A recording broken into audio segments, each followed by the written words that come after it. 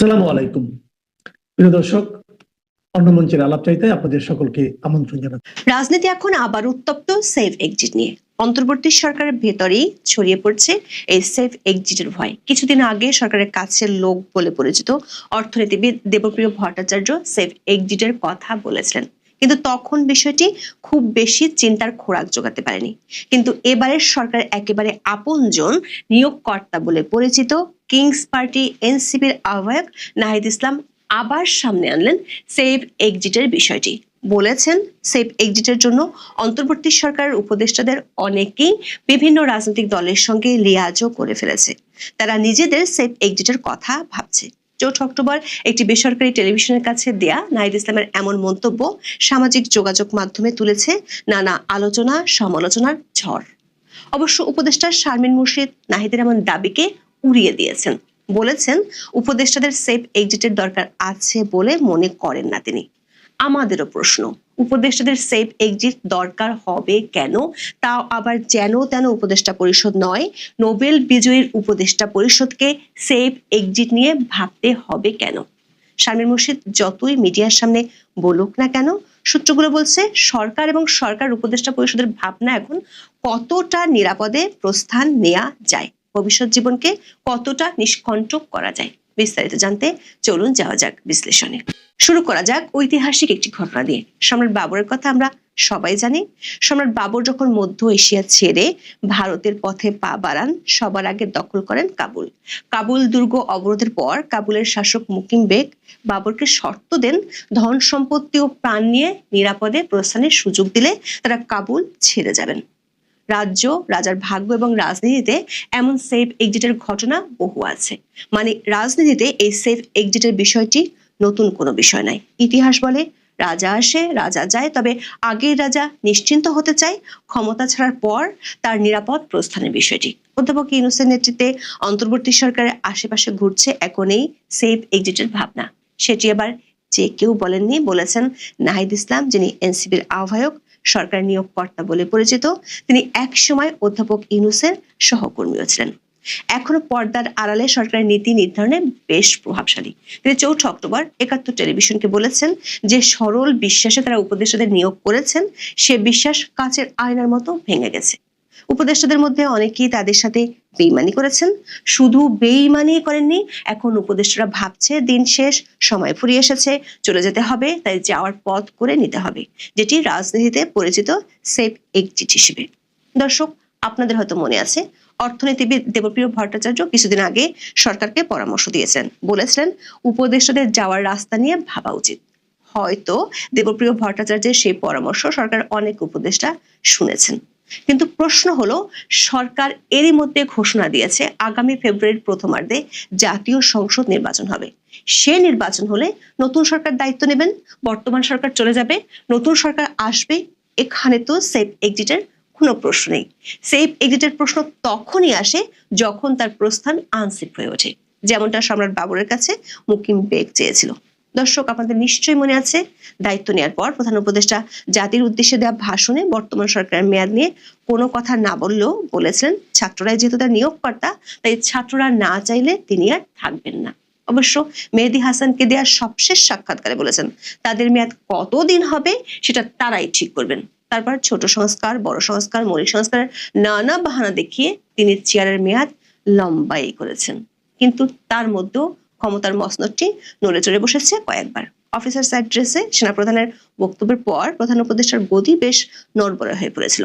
অবশ্য কেউ কেউ সেটাকে বলেছিলেন তিনি নাটক করেছিলেন। সেই নাটক মঞ্চস্থ করেছিলেন কিংস পার্টি এনসিপির আহ্বায়ক নাহিদ ইসলামকে গত 22 মে যমুনায় ডেকে। সে যাত্রায় জাতীয় ঐক্যমত্যের ঘোষণা দিয়ে বৈঠক ডেকে কুল হারাত তরিকে কুলে ফিরিয়েছিলেন অধ্যাপক ইউনূস। বিএনপি ও জামাতের সমর্থনে গদি বাঁচান তিনি। আবার ডিসেম্বরের মধ্যে নির্বাচন দেওয়ার জন্য বিএনপি যখন ভালো একটা চাপ তৈরি করতে পেরেছিল, সে সময়ও অন্তর্বর্তী সরকারের অবস্থা হয়েছিল বেশ লেজে গোবরে। ঠিক তখনই লন্ডনে উড়াল দিয়েছিলেন প্রধান উপদেষ্টা। রাষ্ট্রের টাকা খরচ করে ডক্টর ইউনূস তারেক রহমানের সাথে মিটিং করে আসলেন, সাথে বাঁচালেন তার এবং তার সরকারের গদি। মবের রাজত্ব কায়েম, সংখ্যালঘু নিপীড়ন, দেশ বিদেশের ষড়যন্ত্র, নারী নিপীড়ন, উগ্রবাদের উত্থান, স্বজনপ্রীতি, পাহাড়কে অগ্নিগর্ভ করে তোলা, বেকারত্বের হার বৃদ্ধি সহ নানা ইস্যুতে এই সরকারের প্রতি সাধারণ মানুষের মনোভাব এমন যে ছেড়ে দেমা গাইন্দাবাজি। বিষয়গুলো আঁচ করতে পেরে উপদেষ্টারা মাঝে মধ্যেই এক্সিটের প্রসঙ্গ টেনে আনেন। তবে সেই এক্সিটের যে লেজে কবরে অবস্থা সেটা উপদেষ্টারা নিজ মুখেই স্বীকার করেছেন। 6 অক্টোবর শারমিন মুর্শিদ বলেছেন, এখনো নির্বাচনের পরিবেশ তৈরি হয়নি। দর্শক, ফেব্রুয়ারির শুরুতে নির্বাচন মানে হাতে মাত্র 4 মাস। এখনো যদি পরিবেশ তৈরি না হয় তাহলে কবে হবে? ঘুরে ফিরে সেই পুরানো প্রশ্নই উঠেছে, নির্বাচন কি আদৌ হবে ফেব্রুয়ারিতে? যদি হয় তাহলে তো সেফ এক্সিটের প্রয়োজন নেই, আর যদি না হয় তাহলে সেফ এক্সিটের প্রশ্ন আসবে। ঘুরে ফিরে শারমিন মুর্শিদও কিন্তু একই ইঙ্গিত দিচ্ছেন। নির্বাচন নিয়ে প্রশ্ন ওঠার কারণটাও শারমিন মুর্শিদের কথায় আছে, তা হলো সংস্কার। প্রয়োজনীয় সংস্কারগুলো করা দরকার, এমনটা তিনিও মনে করেন। গত সপ্তাহে আসিফ নজরুল যখন বলেছিলেন ফেব্রুয়ারির পরে 1 সেকেন্ডও থাকবেন না, সেদিন তিনিও বলেছেন নির্বাচনের আগে সংস্কারের দৃশ্যমান অগ্রগতি যেন হয়ে যায়। অবশ্য আসিফ নজরুলের এ দাবির বিশ্বাসযোগ্যতা নিয়ে ইতিমধ্যে জনমনে ব্যাপক সন্দেহ আর অবিশ্বাস আছে। কারণ সংস্কার তো দূরের কথা, জাতীয় ঐক্যমত্য কমিশনের নামে যে নাটক গত 7 মাস ধরে চলছে তাতে এ নিয়ে জনমনে অনেক প্রশ্ন দেখা দিয়েছে। সংস্কার কমিশনের মেয়াদ বাড়াতে 15 অক্টোবর পর্যন্ত বাড়ানো হয়েছে। তারা 84টি সংস্কার প্রস্তাব নিয়ে আলোচনা করছে। সংস্কারের খসড়া হলেও বাস্তবায়নের পদ্ধতি নিয়ে এখনো রাজনৈতিক দলগুলো একমত হয়নি। শেষমেশ যুদ্ধ চলছে গণভোট কবে হবে তা নিয়ে। 15 মাসে যে সংস্কার হয়নি, সামনের 4 মাসে তা করে ফেলবে এমন আশা আর কেউ করেন না। কাজী বর্তমান সরকারের আমলে আদৌ সংস্কার হবে এমন আশা এখন আর কেউ করছে না, বরং এখন আলোচনা চলছে নতুন সরকার আসলে যাতে তারা সংস্কার প্রস্তাবগুলো বাস্তবায়ন করে। এখানেই রাজনৈতিক দলগুলোর মধ্যে বিরোধ, মূলত বিএনপির সাথে অন্য রাজনৈতিক দলের মতপার্থক্যের কারণ বিএনপি মনে করে তারা ক্ষমতায় গেলে তারা নিজেরাই অধিকাংশ সংস্কার করবে। এই বিরোধের জেরে নির্বাচনটাই পড়ে গেছে এক অনিশ্চয়তার মধ্যে। নির্বাচন না হলে পরিস্থিতি আরো জটিল হবে। উপদেষ্টারা সেফ এক্সিট খুঁজবেন এমনটাও হতে পারে। কিন্তু নির্বাচন হলে কি সেফ এক্সিট দরকার? ইতিহাস বলছে নির্বাচন হলেও সেফ এক্সিটের ব্যবস্থা করতে হয়। দর্শক, একটু মনে করিয়ে দেই, 1/11-এর পর ফখরুদ্দিন মঈনুদ্দিনের সরকার নির্বাচন দিয়েছিলেন, যেটি ছিল বাংলাদেশের ইতিহাসে অন্যতম সুষ্ঠু, অবাধ ও নিরপেক্ষ এবং অন্তর্ভুক্তিমূলক নির্বাচন। তারপরেও সেই সরকারের বড় বড় রথী মহারথীদের অনেককেই বিদেশে চলে যেতে হয়েছে। 15 বছর ধরে তারা বিদেশি আছেন। অনেকেই দাবি করেন পর্দার আড়ালে তখন অনেক কিছুই ঘটেছিল, এমনকি 2008 সালের নির্বাচনের আগেই সেই সব বন্দোবস্ত হয়েছিল, যেটাকে এখন নাহিদ বলছেন সেফ এক্সিট। নাহিদ ইসলামের কথা যদি সত্যি হয় তাহলে বর্তমান ডক্টর ইউনূসের অন্তর্বর্তীকালীন সরকারও কি শেষ পর্যন্ত ফখরুদ্দিন মঈনুদ্দিনের পরিণতি বরণ করবেন? তার মানে নির্বাচন হলেও সেফ এক্সিটের প্রশ্ন আসতে পারে। নাহিদ ইসলামের কথায় তাও পরিষ্কার। তিনি বলেছেন অনেক উপদেষ্টা নিজেদের আখের গুছিয়েছেন। তিনি অবশ্য সেই সব উপদেষ্টার নাম প্রকাশ করেনি। সেটি নিয়ে অনেকে প্রশ্ন করেছেন। নাহিদ বলেছেন সময় এলে সাধন হবে, মানে নাম প্রকাশ করা হবে। এর আগে উপদেষ্টা আসিফ মাহমুদ লালনের এমন সাধনার কথা বলেছিলেন, জানিয়েছিলেন সময় এলে সবকিছু ফাঁস করে দেওয়ার কথা বলেছিলেন এনসিপি নেতা হাসনাত আব্দুল্লাহ। নির্বাচনের পরে গণতান্ত্রিক সরকার ক্ষমতায় এলেও অনেক উপদেষ্টা নিরাপদ নাও থাকতে পারেন। নাহিদ ইসলামের সময় এলে সবকিছু ফাঁস করে দেওয়ার আগেই তাই তারা হয়তো নিরাপদ জায়গায় চলে যেতে চাইছেন। তবে উপদেষ্টা শারমিন মুর্শিদ এখন বলছেন সেফ এক্সিট দরকার নেই, কিন্তু ক্ষমতা ছাড়লে পরিস্থিতি কোথায় যাবে তাকে তিনি ধারণা করতে পারছেন, যেটির জন্য সতর্কতা দিয়েছিলেন দেবপ্রিয় ভট্টাচার্য। অবশ্য অনেকে মনে করেন 1/11-এ যেমন সহজে সেফ এক্সিট পেয়েছিল, এবারও খুব বেশি কষ্ট হবে না। এমন ধারণা যারা পোষণ করেন তাদের মধ্যে একজন হলেন বিএনপি নেত্রী ব্যারিস্টার রুমিন ফারহানা। তিনি বলেছেন উপদেষ্টারা অনেকেই সেফ এক্সিট খুঁজছে। তার মনে হয় সেফ এক্সিট খুঁজতে উপদেষ্টাদের খুব কষ্ট করতে হবে না, কারণ ম্যাক্সিমাম উপদেষ্টা ডুয়েল সিটিজেনশিপ নিয়ে চলছেন। সো তাদের একটা বড় অংশই দেশের বাইরে অটোমেটিক্যালি চলে যেতে পারবেন। প্রশ্ন হলো নাহিদের মতো যাদের ডুয়েল পাসপোর্ট নেই তাদের দুশ্চিন্তা কি এ কারণে নিয়োগকর্তাকে বিপদে ফেলে কর্মচারী পালিয়ে যাবেন এই দুশ্চিন্তায় ঘুম হারাচ্ছে? এখন এই পর্যন্ত। প্রিয় সুধী, সবাইকে প্রীতীয় শুভেচ্ছা। আজকের বিষয় বিবিসি বাংলার সাথে বিএনপি প্রধান ডিফেক্টো প্রধান বা অ্যাক্টিং চেয়ারম্যান জনাব তারেক রহমান যে সাক্ষাৎকারটি দিয়েছেন, আজকে তার দ্বিতীয় পর্ব দেখলাম। তো দ্বিতীয় পর্বে তিনি অনেক কথাই বলেছেন। তার মধ্যে একটা বিষয় নিয়ে আমি আজকের বিষয়টি আলোচনা করতে চাই। সে বিষয়টি হচ্ছে, তাকে জিজ্ঞেস করা হয়েছিল যে বাংলাদেশের প্রতিবেশী রাষ্ট্র ভারতের সাথে বাংলাদেশের সম্পর্কটি কেমন হবে। তো তিনি ডোনাল্ড ট্রাম্পকে নকল করে বললেন বাংলাদেশ ফার্স্ট। তো বাংলাদেশ যে প্রথম, বাংলাদেশে হচ্ছে প্রথম বাংলাদেশের কথা আসবে। তো তাকে বলল যে ভারতের সাথে সম্পর্কের ক্ষেত্রে তিনি বলছেন আমরা ন্যায্য হিস্সা চাই, সার্বভৌমত্ব চাই এবং স্বাধীনভাবে আমরা সিদ্ধান্ত নিতে চাই। তো ন্যায্য হিস্সা কিসের চাই বললেন তিনি, ন্যায্য হিস্সা চান পানির হিস্সা। আপনারা জানেন বাংলাদেশ নদীমাতৃক একটি দেশ। আমি আমার বহু ভিডিওতে এই কথাটি বলেছি যে নদীমাতৃক মানে হচ্ছে নদী যার মাতা, অর্থাৎ নদী মাতা যাহার। এই বাংলাদেশের মাতা হচ্ছে, দেশের যে মা, সেই মা হচ্ছে নদী। পদ্মা, মেঘনা, যমুনা, সুরমা, কুশিয়ারা, আত্রাই, মাতামুহুরী, সাঙ্গু, কর্ণফুলী, মধুমতি, শিবসা। আপনি কোন নদীর কথা বলবেন? আমাদের সমস্ত নদী ভারত থেকে এসছে। আমাদের 54টি নদী বাংলাদেশের উপর দিয়ে শিরা উপশিরার মতো বেষ্টন করে আছে, যার উপরে ভিত্তি করে বাংলাদেশের মাছ উৎপাদন, বাংলাদেশের খাদ্য উৎপাদন এবং বাংলাদেশটি টিকে আছে।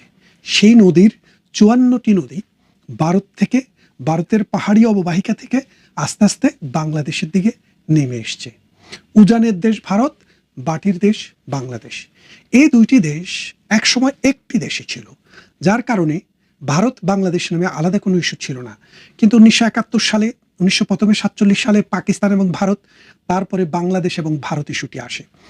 এই ভারতের নদীর পানি বাংলাদেশ কিন্তু ব্যবহার করছে জন্মের পর থেকে বা জন্মের আগ থেকে।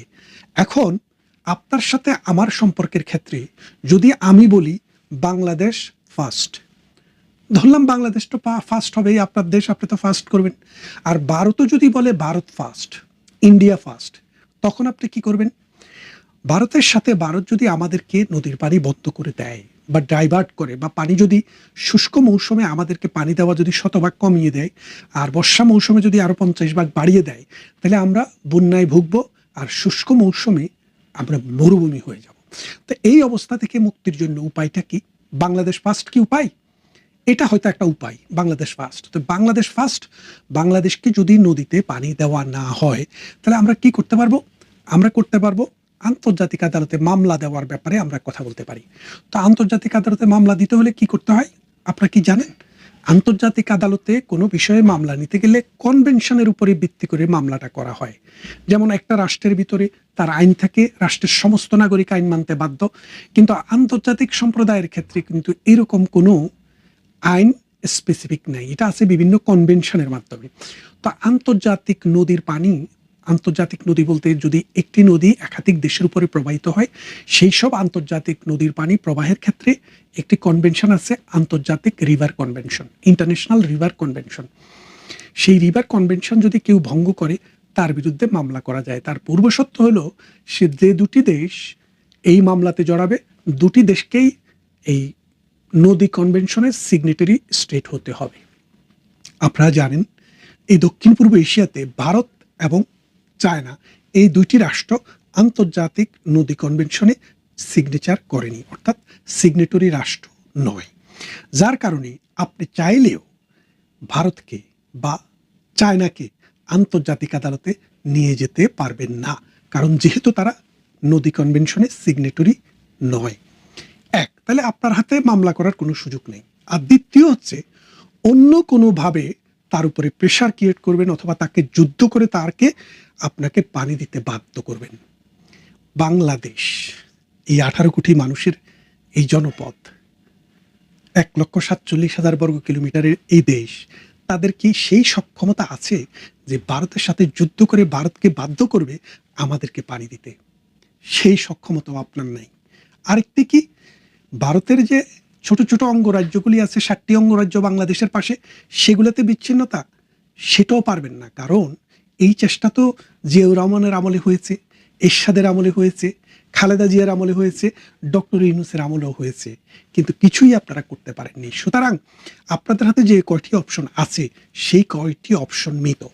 এখন আপনার বাংলাদেশ ফার্স্ট আর মোদির ভারত ফার্স্ট যদি দুই জায়গায় থাকে, তাইলে এই বাংলাদেশ শুষ্ক মরুভূমিতে পরিণত হবে।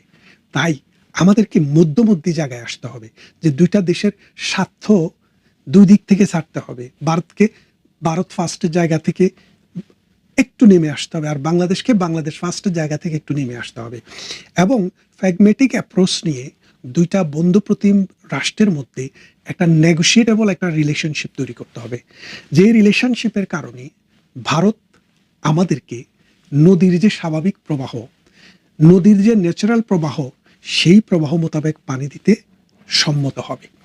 শুধু কি পানি, আমরা একসঙ্গে শুনতাম ভারত আমাদের কাছ থেকে শুধু নেয়, ভারত আমাদেরকে ব্যবহার করে, কিন্তু এই ইউনূস সরকারের আমলে এসে জানলাম ভারতের হলদিয়া পোর্ট দিয়ে প্রতি বছর আমাদের 5,000 কোটি টাকা আমরা রপ্তানি করতাম, কি গার্মেন্ট ম্যানুফ্যাকচারিং এবং অন্যান্য দ্রব্য।